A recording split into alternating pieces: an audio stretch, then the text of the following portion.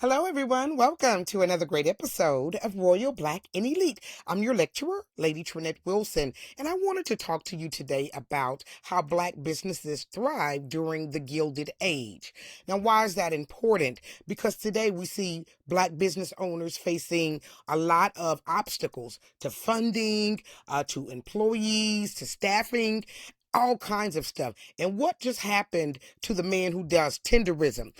Where the man stole his well, allegedly, let me just say that, allegedly took his trademark for the tenderism word. So we need to know how to protect ourselves, and we need to be encouraged that people who came before us made a way when they were facing the hardest time in history. So welcome, everyone. Thank you all so much for joining. Don't forget, hit that like, share, and subscribe because it pushes it through the algorithm. And I can't thank you enough for always sticking with Royal Black and Elite. And the Gilded Age. So you know about the Gilded Age. And if you don't, because you haven't listened, this is the first time you've tuned in. That happened between the 1870s and about the 1900s. And this is a time when America was going through great industrialization and growth.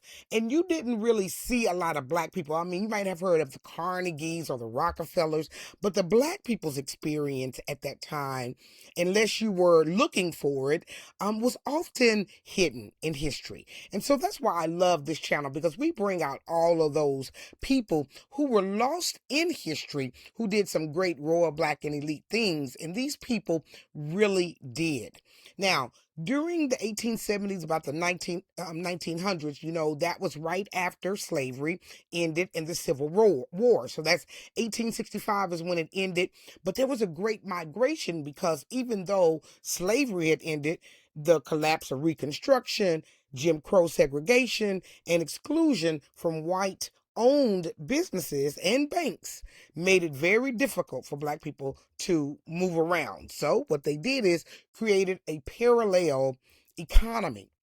Now, when they created this parallel economy, they created what they call Black business districts all throughout the country. We often hear about the one, Black Wall Street, in Oklahoma, Tulsa, Oklahoma, Greenwood, but there were many all across the country. I left a link down below, and it's also on the end card for you, about Black business districts throughout the country, throughout history. If you've never heard of any, definitely click down below and continue to learn, because these Black business districts, they have their own grocery stores, law offices, medical clinics, hotels, and movie theaters. In fact, J.B. Stratford, he owned the Stratford Hotel, and it was one of the largest Black owned hotels in the United States at the time. And so you had similar districts like Durham Black, Wall Street, Sweet Auburn, and Jackson Ward. Definitely click down below. Have you ever heard of any of these places? Are you from any of these places?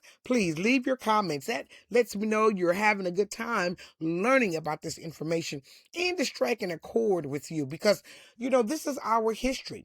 And like I said, a lot of times we don't get to hear that these places existed. And yes, they did exist in all these different states. However, this notion that we were just, poor all over the country is not true. We even had banks and life insurance companies, like John Merrick's life insurance company.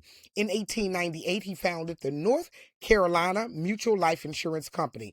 Listen, y'all, it became the largest Black owned business in America, not just insurance business, but business period in America. It was a major employer of Black professionals, and it funded a lot of sources it was the funding source for a lot of places like schools, businesses, and homes. Now, I think you would be hard pressed to go to a Black business and get enough money to fund a $500,000 $1 million home for 30 years. But there are Black banks. You all click down below. Lady T has it. I have it down below about the Black banks that are in our country. And so there are other funding sources, but it didn't just start today. It started years ago. with these wonderful people. Just like Magdalena Walker, she founded the St. Luke Penny Savings Bank, and Alonzo Herndon, he built Atlanta Life Insurance Company, and that was in Sweet Auburn's economy. Are you in Atlanta? Have you heard of Sweet Auburn? So these people were great people, lost in our history oftentimes and not talked about enough in the business aspect. We had black owned media communications company like Robert S. Abbott. He founded the Chicago Defender. It was the largest black newspaper. It reached hundreds of thousands of readers. It promoted black business, and it was one of the single most catalysts for the great migration, where blacks were moving from the South to the North because the newspaper was telling them, hey, you all, there is a better way. I left also a link for the Green Book. We have such great content around this information, so definitely check that out. So hospitality, real estate, and professional services. That's really where we thrive. We owned a few restaurants as well. Now, why did these black businesses thrive? Because community loyalty. The people truly went to these places because they couldn't go anywhere else. Mutual aid, so they helped each other. A collective economy, which means we brought all the money from the black community and it stayed in the black community. What happened is when the government began to be our enemy and gave money to other people, and at that time, we're looking at illegal migration right now, but it's always been the case that when people came from other countries, the government financed their businesses, and they, in essence, became our competition. So, excellence under pressure, that was also something that we did. We were excellent in what we did. Now, what happened? These businesses did not fail overnight, and they were destroyed, a lot of them. Discrimination laws, federal protection, all kinds of things led to many of these businesses not succeeding over years and not being able to pass down from generation to generation.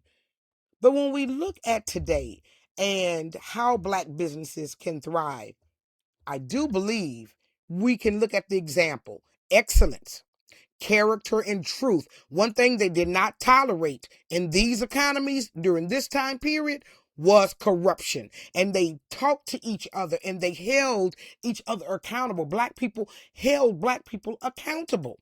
We don't see that often. We just want to, a lot of time cape for one another. But if we want to build this, if we want to take this back, how they had it back then these are things that we have to deal with. They circulated the black dollar within the black community. They supported one another, and they were excellent. So this is how black businesses survive. I like to call it the Gilded Age black blueprint. And I think it's worth really doing some conversation and studying around it, because if we do not, we see people stealing from us. We see the government moving to close businesses, all kinds of things. What are we doing in our communities to make sure we're well positioned?